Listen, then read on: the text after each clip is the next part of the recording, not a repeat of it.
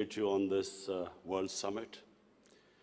I'm so pleased that in the Muslim world also we've started summits like this where ideas are exchanged, intellectual activities promoted.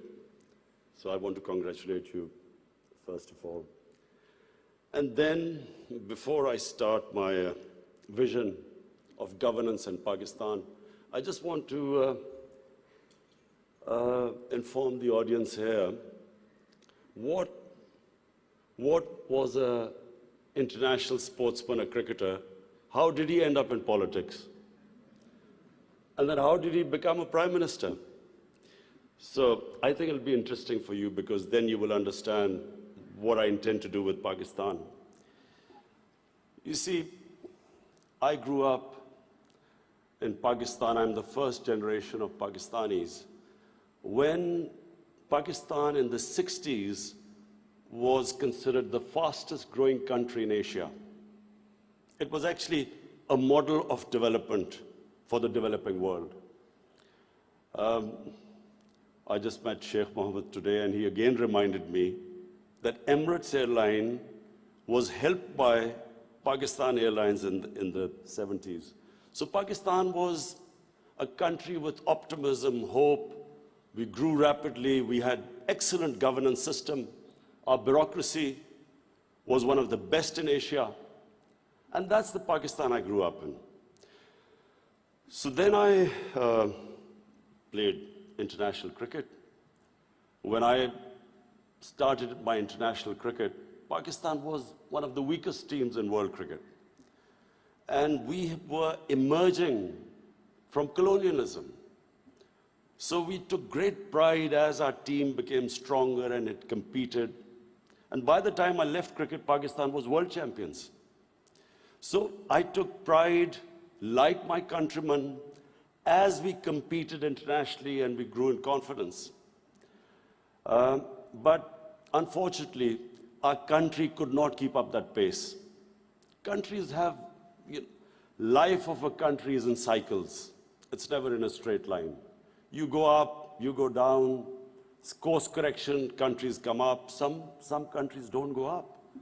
So in Pakistan's case, we were going up, and then various things happened when we started our down cycle. So when I left cricket, I started building the first cancer hospital in Pakistan. Reason was because my mother died of cancer. And it's then I realized there was no cancer hospital in the whole country. And then it occurred to me that people like me who were well off, I could afford to take my mother for treatment abroad, but what happened to the common man? Cancer is one of the most expensive treatments. So I started this movement, really. I went into the public to collect money to build this hospital. And so I'm just explaining to you how I got into politics. So one was cricket, watching our country go up as a cricketing nation, the pride that we could compete internationally and become world champions. Second was this cancer hospital. When I went to the public to collect money, I realized that our people are very generous and strong. Poorest of the poor people supported me. And I did what no one ever thought would happen, is that from public, I eventually collected money and built the hospital. And not just that I built it. It's a cancer hospital where 80% of patients get free treatment. Cancer treatment is one of the most expensive treatments. So then first I built it, and then to run the hospital, I again went to the people. And so it is the only private cancer hospital in the world which treats 80% people free, because it's the people who donate to the hospital. They built it, they run it. So I kept thinking, why is it that people are so generous to build a hospital and run it, but why don't they pay taxes? We were a country, and then I discovered we're a country which is amongst the top 5 countries in giving charitable donations. But at the same time, we are right at the bottom in giving taxes. And the reason was that people did not trust the government. They thought that their taxes were wasted by the government. It was spent on the lavish lifestyle of the ruling elite. So why would people pay taxes? And of course, then the levels of corruption, because corruption is basically stealing taxpayers' money.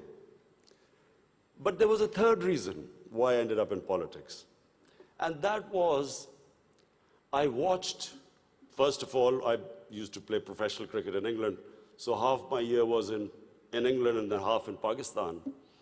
And I saw how a developed country, how the institutions worked, why they went ahead, how the governments were accountable, how there was meritocracy, and above all, how there was human development, the money spent on human beings. So I could compare what was going on in Western countries, and then I could see what was happening in our own country. But then I also saw other countries develop, and one of them was UAE. I used to play cricket in UAE from 1980 onwards, and I saw UAE kept developing. And then afterwards, we saw China develop.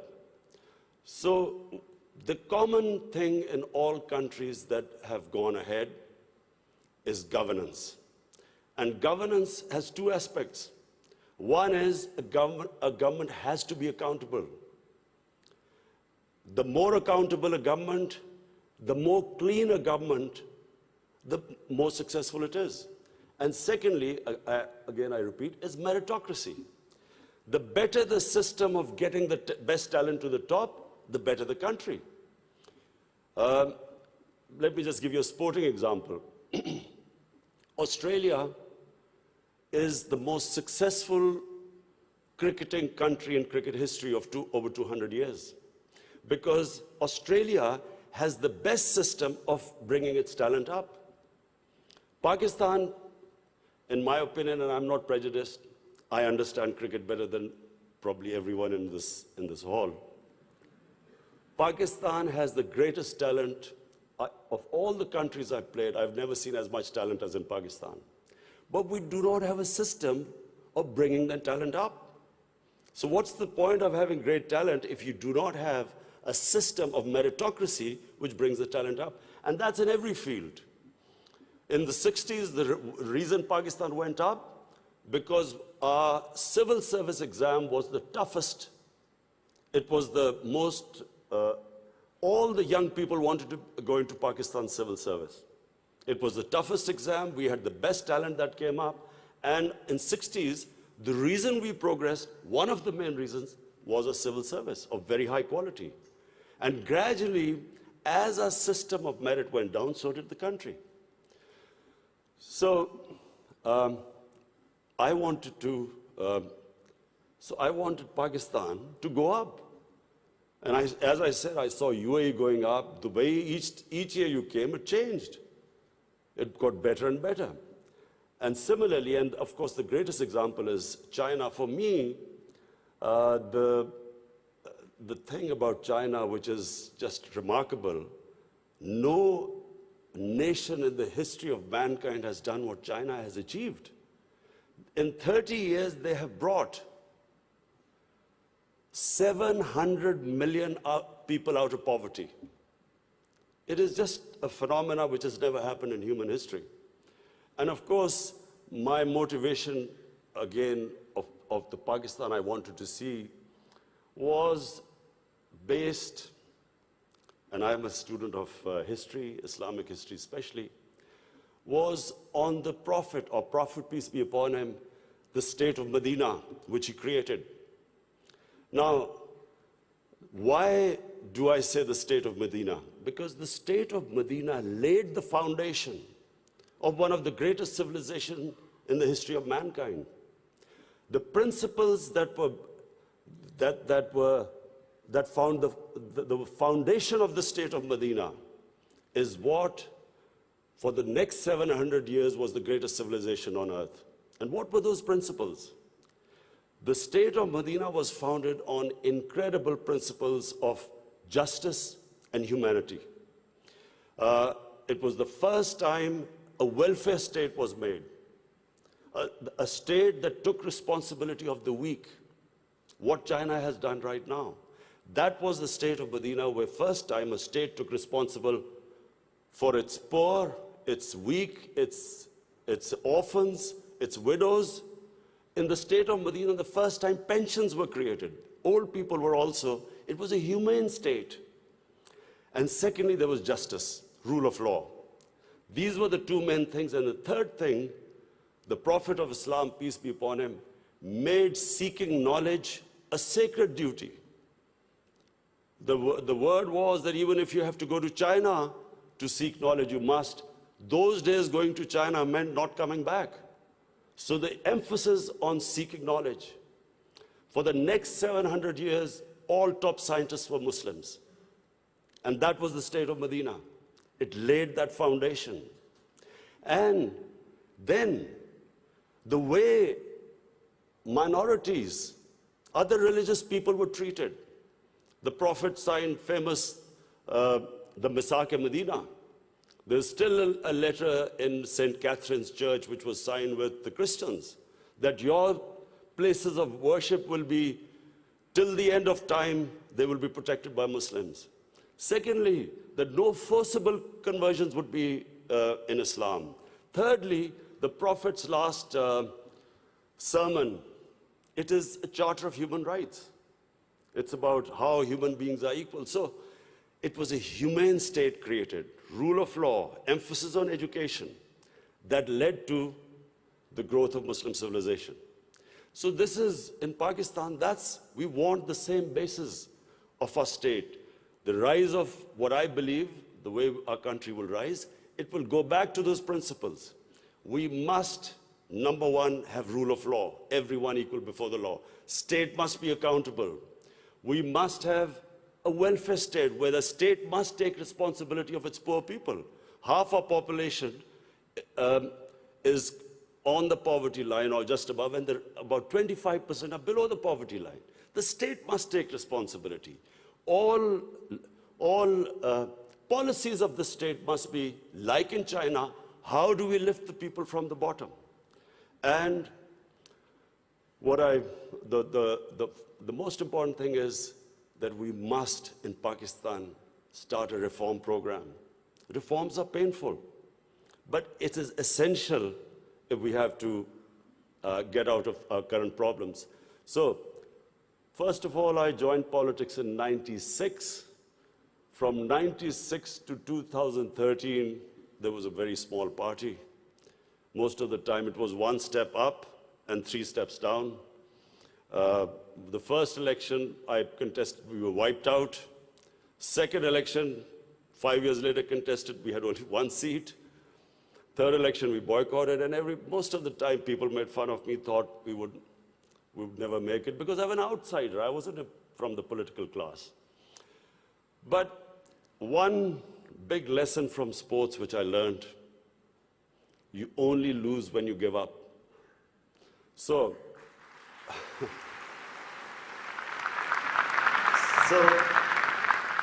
kept learning from my mistakes, kept getting up, falling, getting stronger. Eventually, we formed government in one of the 4 provinces in 2013, and it was the KP province, which was devastated by war on terror. It was on the border of Afghanistan, the tribal areas.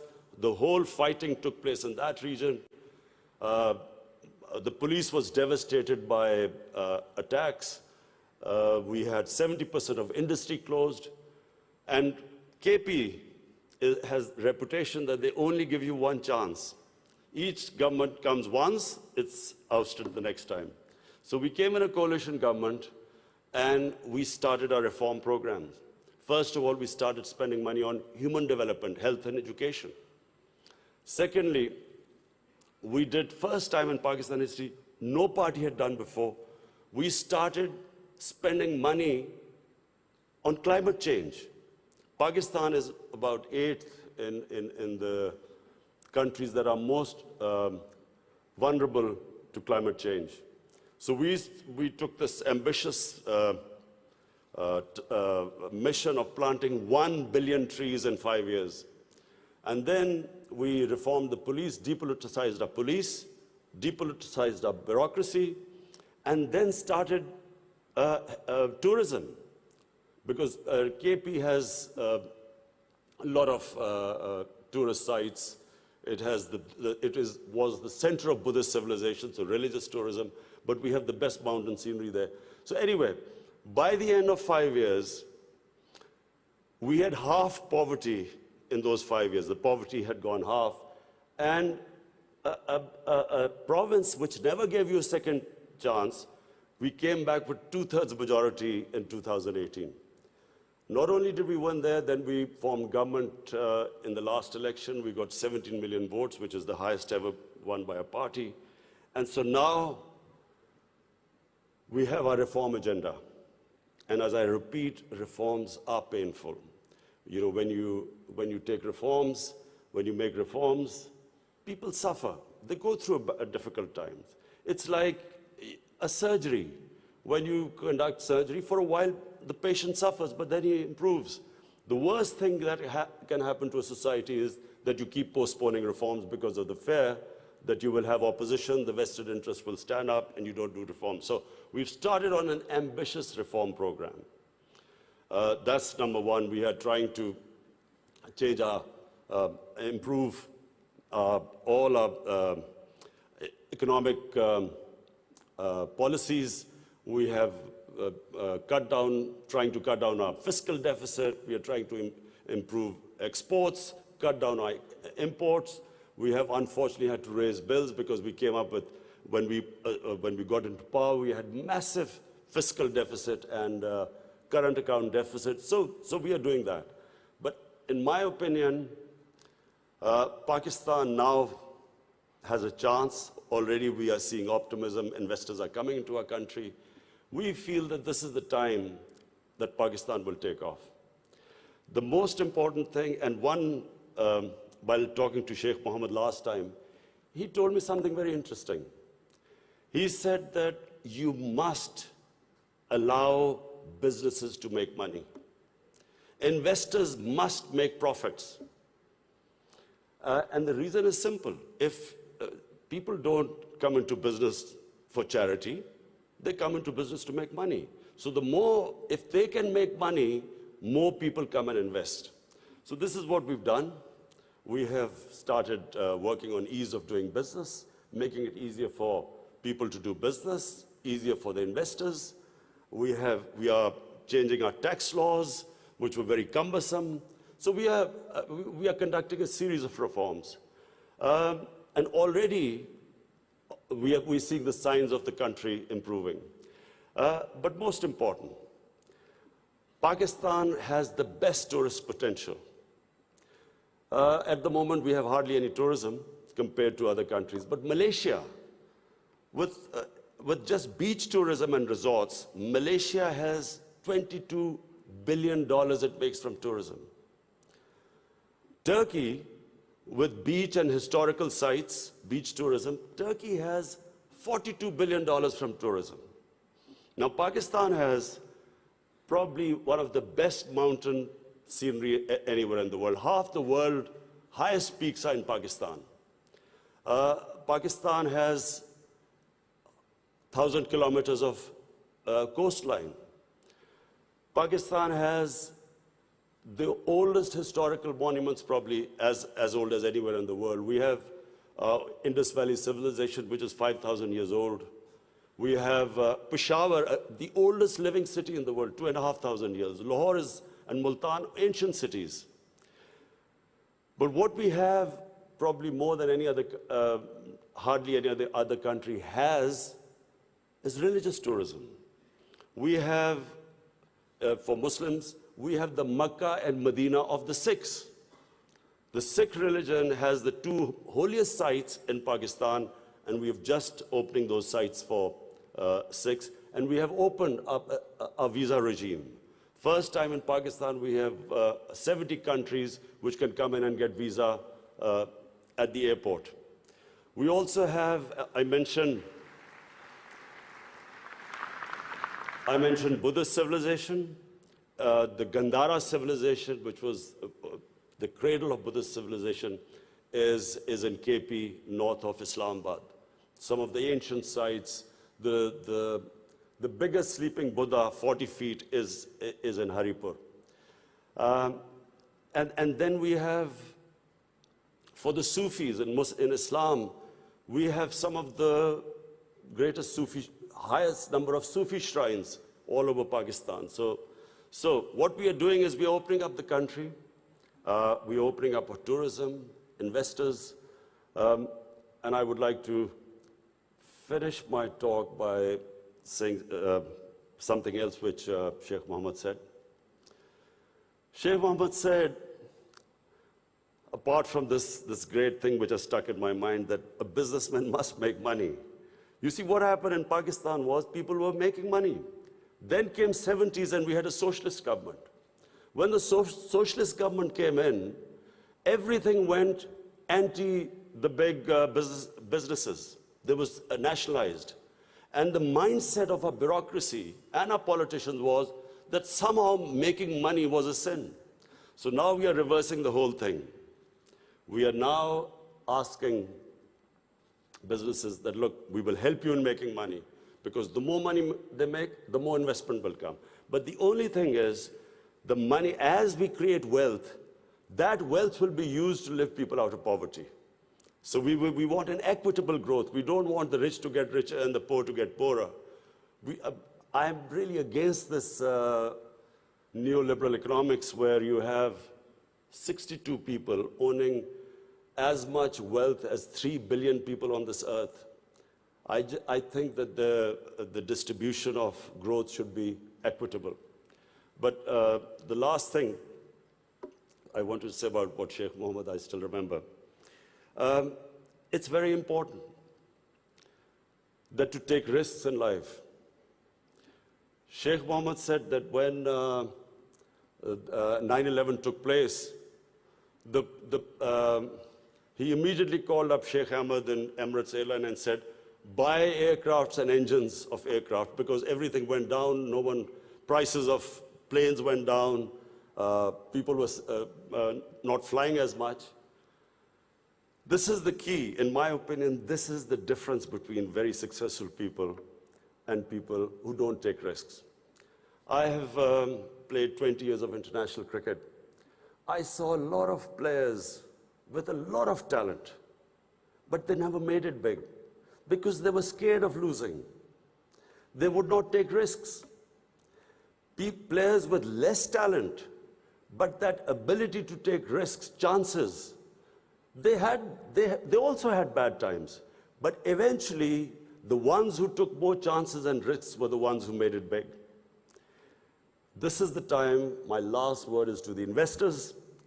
This is the time to come to Pakistan when it is just going on the upswing. This is the time to invest in the country. And don't miss the boat. Thank you.